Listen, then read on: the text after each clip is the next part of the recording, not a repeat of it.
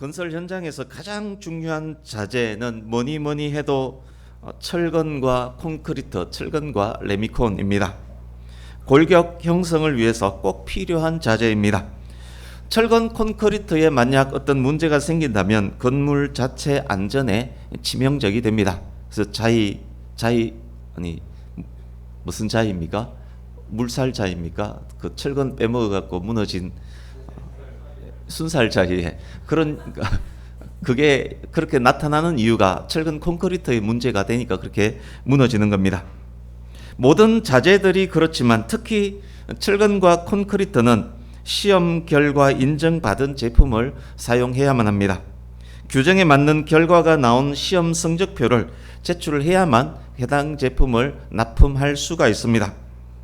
많은 시험들이 있는데 그중에 오늘 철근 인장 강도 시험에 대해서 짧게 설명을 드리려고 합니다. 철근의 양쪽 끝을 기계에 고정하고 양쪽에서 당깁니다. 당기는 힘을 점점 더 키웁니다. 철근이 엿가락처럼 조금씩 늘어납니다.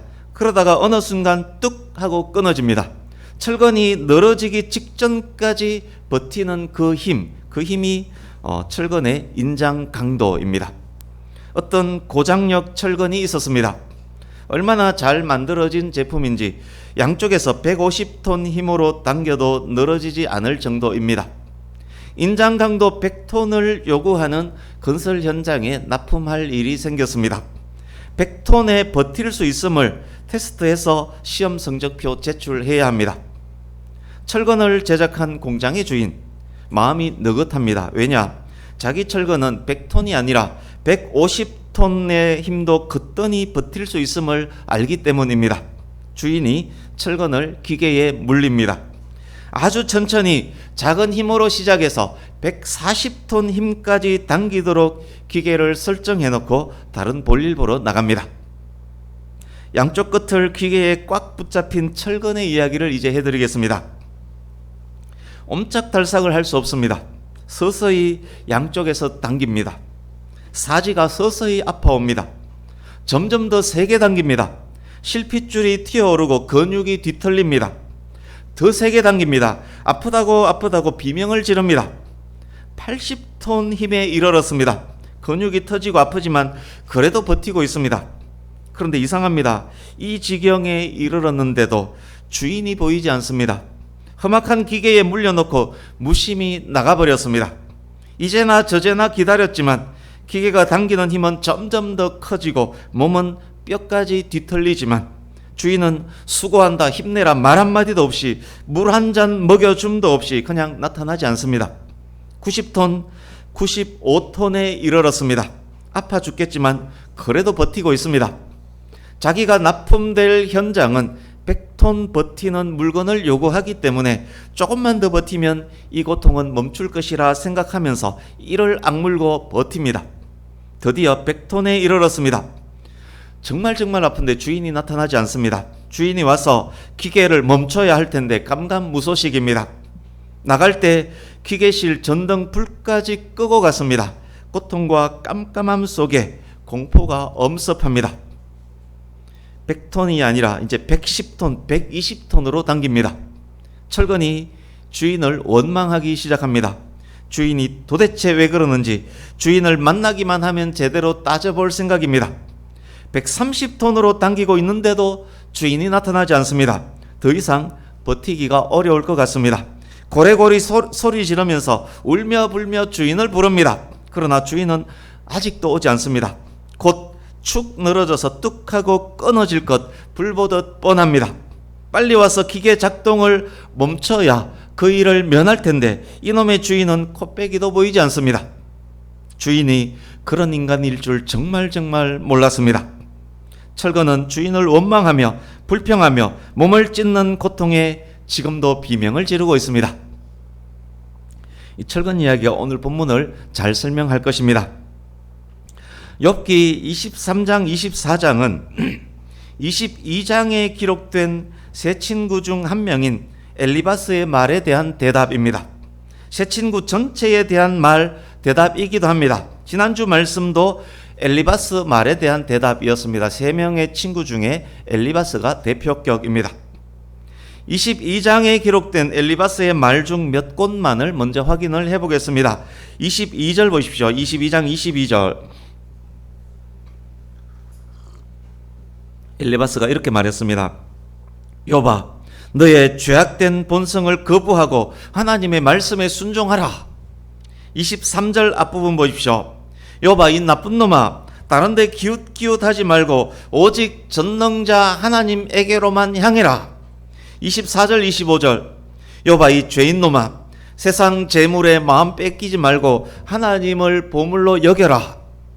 새 친구가 번갈아 가면서 말했었던 너는 죄인이다, 너는 회개하라 위에 이런 유의 말까지 얹혀져서 지금 욥이 비난받고 있습니다.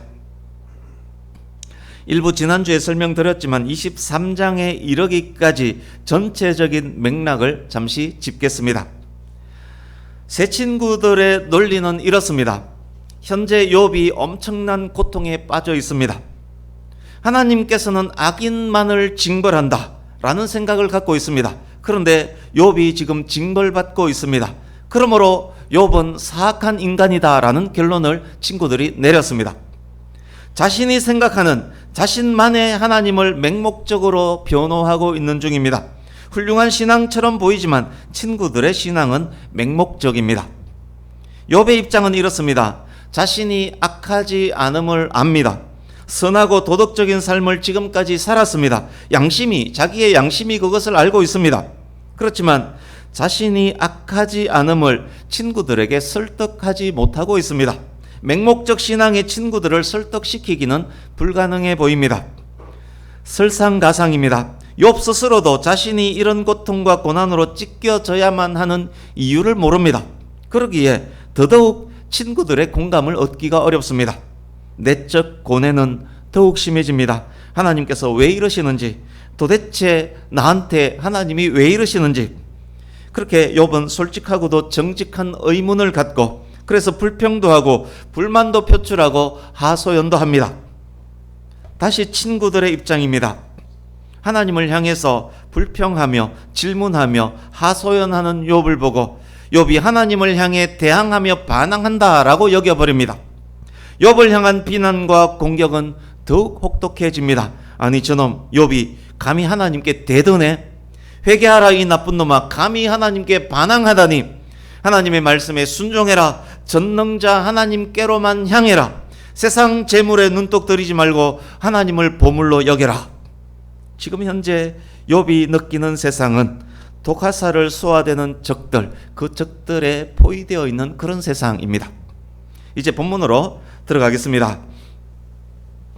지금까지 말씀으로 본문 상당 부분은 이미 설명드렸습니다. 그래서 본문은 최대한 짧게 설명하고 적용을 조금 더 풍성하게 하려고 합니다. 눈으로 읽으시면서 욥의 입장이 되셔서 욥의 마음도 읽으면서 들을 수 있기를 바랍니다. 본문 2절에서 7절 보십시오. 주인공 욥은 오늘도 처절하게 탄식하고 있습니다. 탄식하고 또 해도 현재의 고통을 말로도 다 표현할 수 없습니다. 친구들이 위로자의 모습으로 다가왔지만 실상은 재난을 주는 위로자들입니다. 전혀 도움이 되지 않습니다. 이제는 친구들의 말을 무시하고 더욱 하나님과 대화하려고 합니다. 하나님을 발견하기 위해서, 하나님의 보좌에 다가가기 위해서 애쓰고 노력합니다. 하나님께 변론할 말들을 입에 가득 채웠습니다. 할 말을 논리적으로 준비했으며 자료 수집도 마쳤습니다. 하나님께 자신의 정당함을 펼쳐놓을 준비가 이미 되어 있습니다. 입이 닳도록 하나님께 드릴 말씀이 있습니다. 엘리바스가 하나님을 향하라 라고 비난했었지만 지금의 욥은 그 누구보다도 하나님을 향하고 있음을 알 수 있습니다. 욥의 지금 이 대답하는 것은 22장 엘리바스의 답변이기도 하다는 말씀입니다. 하나님을 뵙기 위해서 다방면의 노력을 하고 있습니다. 하나님을 뵐 수만 있다면 할 말 다 하고 하나님께서 하시는 말씀 하나도 놓치지 않고 들을 것입니다. 하나님의 의도에 대해서 비록 아는 것 없을지라도 인간이 범접할 수 없는 하나님의 위험 앞에 어쩔 수 없겠지만, 그렇지만 하나님께서 위험으로 욥을 찍어 누르지 않을 것이라고 확신합니다. 욥 스스로는 정직하기 때문에 하나님과 변론할 수만 있다면 이 고통에서 벗어날 수 있을 것이라고 확신합니다. 이제 8절 9절입니다. 그러나 아무리 하나님을 뵙고 싶어도 찾을 수가 없습니다. 만날 방법이 없습니다. 앞으로 가도 뒤로 가도 오른쪽으로 왼쪽으로 가도 하나님을 만날 수 없습니다. 높은 성 밖에서 하나님 이야기 좀 합시다, 저 좀 만나 주십시오 울며 불며 성문을 두들겨도 여전히 성은 깜깜하고 어떤 인기척도 들리지 않는 그런 형국입니다. 10절, 너무도 잘 아시는 말씀, 거의 대부분 성도들이 외우고 있는 말씀입니다. 10절 같이 읽습니다. 시작. 그러나 내가 가는 길을 그가 아시나니 그가 나를 단련하신 후에는 내가 순금같이 되어 나오리라. 아멘. 개척한 지 10년이 넘었는데 계시록이란다. 욥기 23장 10절 말씀을 본문으로 설교한 적이 한 번도 없음을 최근에 알았습니다. 그래서 오늘 이 본문으로 정했습니다. 10절 너무도 잘 아시는 말씀입니다. 9절까지 각 구절의 주어는 욥이었습니다. 그런데 10절의 주어는 그입니다. 그는 누구를 말함입니까? 하나님입니다. 원어 성경에는 10절 맨 앞에 뭐뭐 때문에를 의미하는 단어가 있습니다. 욥이 생각하는 현재 자기가 당하는 고통의 이유에 대한 욥의 설명이기도 합니다. 불만하면서 비록 하나님을 향해서 따지고 있지만, 비록 하나님을 만날 수도 찾을 수도 없지만, 그러나 하나님께서는 욥의 길을 아시는 분입니다. 욥의 길을 다 아시는 그분께서 욥을 단련하고 테스트하실 것입니다. 욥에게 현재 그 믿음이 있습니다. 이 믿음이 있기 때문에 결국 순금과 같은 영광이 올 것임에 대한 소망을 가질 수 있습니다. 믿음이 있기 때문에 순금에 대한 소망을 할 수 있는 것입니다. 엘리바스의 비난, 22장에 나온 비난 기억하시지요? 재물에 마음 빼앗기지 말고 하나님을 보물로 여기라 라면서 충고하며 비난했었습니다. 엘리바스는 욥을 몰라도 너무 모릅니다. 욥은 재물에 마음을 빼앗기지 않습니다. 오히려 시련의 과정을 거친 후에 자신을 순금과 같은 보물로 여기고 있습니다. 환난은 인내를, 인내는 연단을, 연단이 소망을 이룰 줄 알고 있습니다. 이제 11절 12절입니다. 욥이 하나님의 재판정에서 의인으로 인정받아 승소할 수 있다고 믿는 근거입니다. 욥은 하나님의 말씀에 온전히 순종하는 삶을 살았습니다. 하나님의 입에서 나오는 말씀은 욥의 가장 귀한 양식이었습니다. 엘리바스가 하나님의 입에서 교훈을 받고 하나님의 말씀을 내 마음에 두라라고 욥을 비난했었습니다. 그 누구보다도 하나님의 말씀을 마음에 두고 순종했노라 말하면서 엘리바스의 말을 반박하고 있는 중이기도 합니다. 이제 13, 14절. 그렇다면 현재 욥이 당하고 있는 고난이 욥의 소망처럼 멈춰질 날이 올까요? 하나님 앞에서 정직하게 살았다는 이유가 욥의 고통을 멈출 수 있게 할까요? 오늘 본문에 나오는 욥은 상당히 부정적입니다. 왜입니까? 하나님은 절대적 위엄을 가지신 분, 유일한 통치자이십니다. 하나님은 생각하신 대로 행할 수 있는 전능자입니다. 하나님은 작정한 것을 이루시는 분입니다. 자신이 당하는 고난의 이유를 알 수는 없지만 이 고통이 하나님의 작정하심 안에 있다고 여기고 있습니다. 하나님께서 작정하셨기에 작정하신 하나님의 뜻은 이루어집니다. 욥이 생각하는 자신이 고통당하는 실질적 이유입니다. 욥이 고난당하는 것이 하나님의 뜻이라고 여기고 있습니다. 더더욱 그렇게 생각하는 것은 이런 일이 그에게 많이 있느니라 비슷한 사례들을 보았기 때문입니다. 그래서 욥에게 고통을 주는 것이 이유는 모르지만 하나님께서 작정하신 뜻 안에 있기 때문에 나에게 이 고통이 없어질 것이라는 기대를 크게 할 수 없는 것입니다. 이제 15절에서 17절. 고통에서 해방될 방법이 당장에 없어 보입니다. 하나님과 변론하면 방법이 생길 것 같지만 그것은 이루지 못할 꿈입니다. 그래서 두려워합니다. 마음이 떨립니다. 욥이 두려워하는 이유는 고난 자체, 어두움 자체, 흑암 자체로 말미암음이 아닙니다. 위대하신 하나님 앞에서 자신의 생각과 발상 모두 의미가 없음을 알았기 때문입니다. 하나님께서 작정하셨기 때문에 욥은 이대로 고난 중에 살아갈 수밖에 없음을 알았기 때문입니다. 하나님의 강력한 현존, 전능하신 하나님, 역사의 주관자이신 하나님, 하나님은 작정하신 대로 이루시는 분이라는 것이 욥 두려움의 이유입니다. 고통도 심하지만 이제 그 고통 위에 두려움까지 얹혀졌습니다. 그렇지만 하나님을 뵙고자 하는 욥의 소망은 단절되지 않습니다. 본문 이후에도 욥은 계속 하나님을 갈망합니다. 오늘 본문의 내용은 여기까지입니다. 이제 몇 가지 적용하면서 정리를 해가겠습니다. 첫 번째로 우선 우리가 알아야 할 것이 있습니다. 욥이 주장하는 의가 완전한 의를 말함은 아니라는 것 알아야 합니다. 인간에게 완전한 의는 있을 수 없습니다. 욥이 말하는 의는 불완전하지만 하나님 섬기면서 하나님 앞에서 선을 행하는 삶, 그 삶을 의미합니다. 고난을 대하는 욥의 태도가 우리의 모범일 수 없다는 것도 우리는 알아야 합니다. 욥 역시 고난에 대한 이해가 부족합니다. 고난을 허락하신 하나님의 뜻을 오해하고 있습니다. 하나님의 섭리에 대해서도 의혹을 갖고 있습니다. 하나님을 인간의 차원에서 이해하고 있습니다. 그러기에 자주 대들고 반항하는 듯한 모습을 보인 것입니다. 그럼에도 불구하고 욥은 하나님께서 인정하시는 의인임을 또한 우리는 알아야 합니다. 에스겔서 14장 14절 하나님께서 그곳에서 이렇게 말씀합니다. 비록 노아, 다니엘, 욥 이 세 사람이 거기에 있을지라도 그들은 자기의 공의로 자기의 생명만 건지리라. 비록 노아, 다니엘, 욥 이 세 사람이 거기에 있을지라도 그 죄악된 남유다를 지칭하는 이야기입니다. 구약 인물 중 최고로 의로운 사람 세 사람 중에 욥이 있음을 하나님께서 인정하고 계시는 장면입니다. 그러기에 사탄이 보란듯이 하나님께서 욥을 자랑하지 않았겠습니까? 그러니까 구약의 위대한 많은 인물들 중에 대표적 의인 세 사람을 꼽으라 하면 그 중에 욥이 들어간다. 그것을 하나님께서 인정하고 계십니다. 그러니까 욥은 하나님께서 인정하는 의인이라는 것은 변함없는 사실이라는 것 우리가 알고 들어가야 합니다. 이제 두 번째,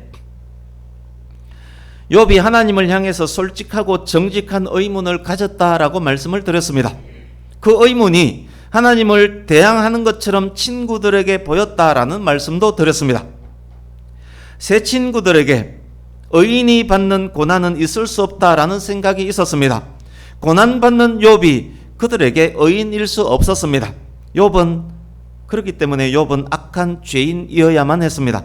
친구들에게 욥은 죄인이어야만 했습니다. 하나님께서 악인 욥을 때리시는 것은 당연했습니다. 세 친구들이 이해하는 하나님입니다. 그것은 맹목적 신앙이었음을 말씀드렸습니다. 만약 우리가 욥처럼 하나님을 향한 솔직한 신앙을 갖는다면, 그래서 때로는 불평불만처럼 보이는 것을 하나님께 표출한다면, 만약 우리가 새 친구처럼 맹목적으로 하나님을 이해한다면 하나님께서는 우리를 어떻게 여기실까요? 우리가 욥처럼 하나님께 대드는 것처럼 기도한다면, 만약 우리가 맹목적으로 하나님을 섬긴다면 이 두 사례를 하나님께서는 어떻게 여기실까요?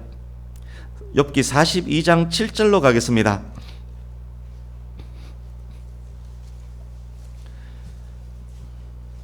(42장 7절) 보십시오. 하나님께서 세 친구들 중 대표인 엘리바스에게 이렇게 말씀합니다. 너와 너의 두 친구들의 말이 나를 노하게 만들었다. 나에 대한 너희들의 말이 욥의 말같이 옳지 못하도다. 세 친구들은 하나님께 이 지적을 받은 세 친구들은 용서받기 위해 번제를 드려야만 했습니다. 욥에게 사과해야만 했고 욥이 그들의 죄 용서를 위해서 중보해야만 했었습니다. 그렇습니다. 자신만의 하나님을 만들고 자신의 생각대로 맹목적으로 하나님을 믿는다면 그 믿음은 믿음이 아니라 오히려 용서함 받아야 할 죄입니다. 우리는 성경에 기록된 하나님, 성경에 기록된 하나님을 바르게 알고 믿어야 합니다. 내가 만든 하나님이 아니라 성경에 기록된 하나님을 믿어야 한다는 말씀입니다. 그렇지 않으면 이단과 사이비에 빠질 가능성 높아집니다.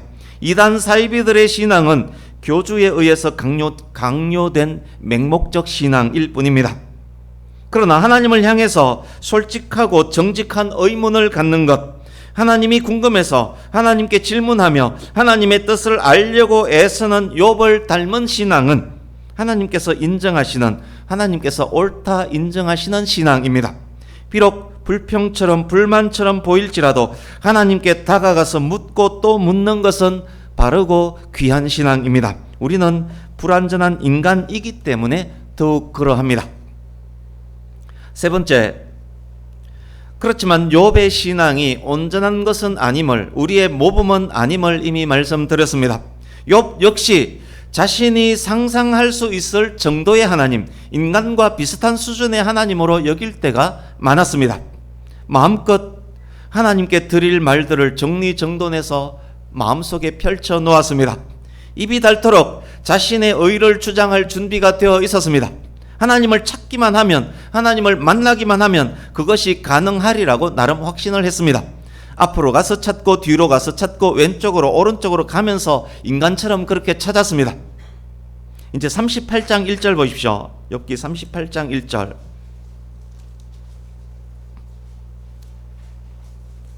그때에 여호와께서 폭풍우 가운데에서 욥에게 말씀하여 이르시되, 하나님께서 등장하는 장면입니다. 여호와께서 폭풍우 가운데서 임하셨습니다. 욥이 그토록 만나고 싶어 했던 하나님께서 나타나셨습니다. 그런데 어디에서 어떻게 나타나셨습니까? 욥이 생각했던 대로, 욥이 기대했던 대로 앞이나 뒤에서 혹은 왼쪽이나 오른쪽에서 나타나셨습니까? 생각도 상상할 수 없었던 방법으로 등장하셨습니다. 몰아치는 폭풍우 가운데 나타나셔서 말씀하셨습니다. 이제 38장에서 41장까지 쭉 보십시오. 눈으로 쭉 한번 읽어보십시오.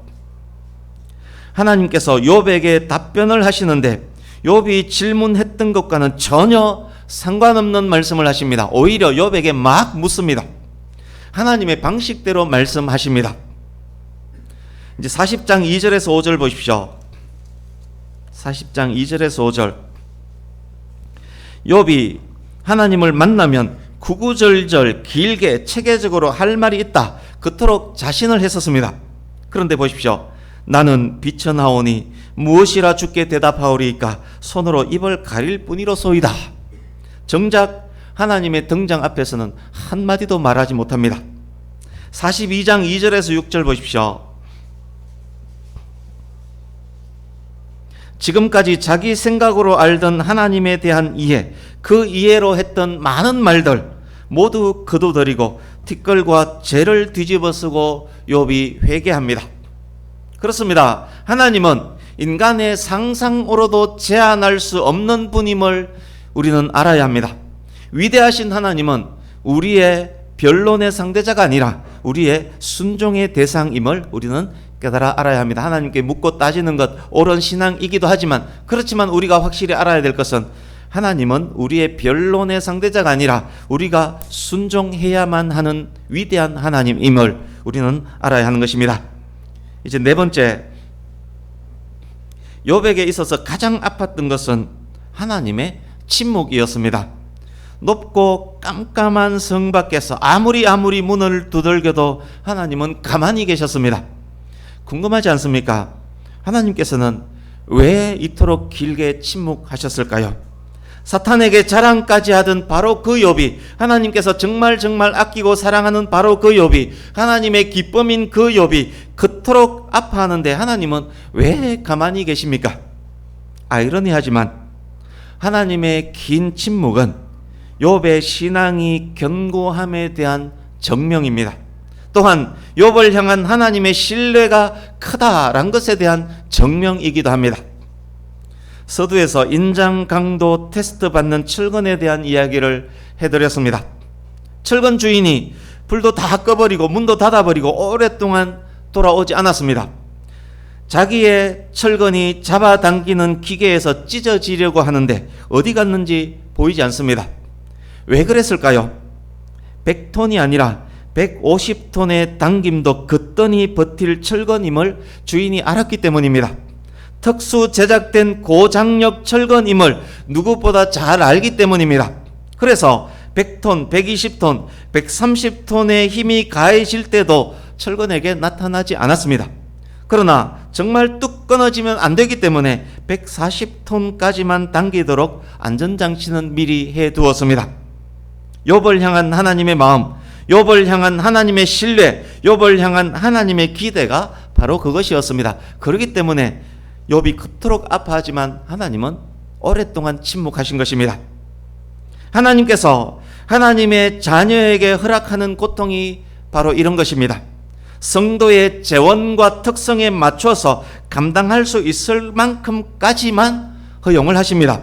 내가 하나님의 백성인데, 저와 여러분이 하나님의 백성인데 내가 다른 성도들보다 특히 더 많이 지금 아프다면 그것은 나에게 그것까지도 버틸 능력이 있기 때문에 하나님께서 그때까지 지금 허용하시고 그때까지 침묵하고 계시는 것입니다. 사람이 감당할 시험 밖에는 너희가 당한 것이 없나니 오직 하나님은 미뻐사 너희가 감당하지 못할 시험 당함을 허락하지 아니하시고 시험 당할 즈음에 또한 피할 길을 내사 너희로 능히 감당하게 하시느니라. 아멘. 그러기에 하나님의 백성은 그 어떤 고난 고통이라도 그리스도 안에서 능히 감당할 수 있는 것입니다. 이제 말씀을 마무리하겠습니다. 우리 본문 10절, 본문으로 가셔서 10절 한 번 더 읽어보겠습니다. 같이 읽습니다. 시작. 그러나 내가 가는 길을 그가 아시나니 그가 나를 단련하신 후에는 내가 순금같이 되어 나오리라. 아멘. 본문 당시의 욥이 하나님에 대한 정확하고 바른 이해로 한 말은 아니었습니다. 그러나 신약의 성도인 우리는 이 말씀의 바른 의미를 알고 바르게 깨달을 수 있습니다. 예수 그리스도의 보혈의 공로로 말미암아 예수 그리스도를 믿음으로 말미암아 하나님께서 인정하시는 의를 우리는 이미 갖추었기 때문입니다. 우리는 압니다. 하나님을 사랑하는 성도, 예수 그리스도로 말미암아 하나님의 자녀가 된 성도, 하나님의 온전하신 뜻에 의해서 부르심 입은 성도에게는 모든 것이 합력해서 선을 이루게 됨을 우리는 압니다. 우리가 가는 길 모두를 하나님 그분께서 다 아십니다. 하나님 그분께서 우리를 단련하십니다. 하나님 그분께서 우리를 순금으로 만들어 가십니다. 그가 아시고 그가 단련하시고 그가 완성하십니다. 우리의 결국은 선인 것입니다. 그것을 믿고 깨달으며 그 하나님을 온전히 신뢰하며 날마다 하나님을 향해 나아간다면 그는 하나님께서 기뻐하시는 하나님의 백성인 것입니다. 그의 결국은 합력해서 이루어지는 선, 그의 결국은 순금입니다. 우리 말씀 세 곳을 결론으로 읽고 마치려고 합니다. 주보 오른쪽 하단 보십시오.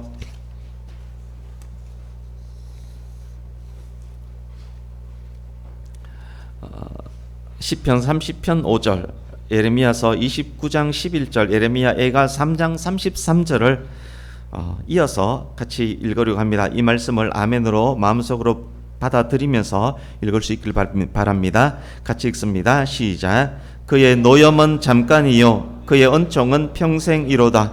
저녁에는 울음이 깃들일지라도 아침에는 기쁨이 오리로다. 여호와의 말씀이니라. 너희를 향한 나의 생각을 내가 아나니 평안이요 재앙이 아니니라. 너희에게 미래와 희망을 주는 것이니라. 주께서 인생으로 고생하게 하시며 근심하게 하심은 본심이 아니로다. 아멘. 이 말씀을 조금도 의심 없이 아멘으로 받아들일 수 있기를 바랍니다. 온전히 하나님을 신뢰함으로 더욱 하나님의 말씀에 순종하는 삶을 살아가면서 결국 이르게 될 영생을 소망과 확신으로 바라보며 어렵고 힘든 일이 있을지라도 많을지라도 비록 몸과 마음과 생각이 아플지라도 비록 양끝을 무섭게 붙잡고 찢어버릴 듯 덤비는 그런 고통이 우리에게 나에게 있을지라도 그리스도 안에서 인내하며 결국 잘되고 결국 복받고 결국 승리하는 우리 모두가 될 수 있기를 바랍니다. 그 모든 것을 통해서 하나님께 영광 올려드리는 저와 여러분 모두가 될 수 있기를 예수님 이름으로 축복합니다. 아멘. 기도하겠습니다.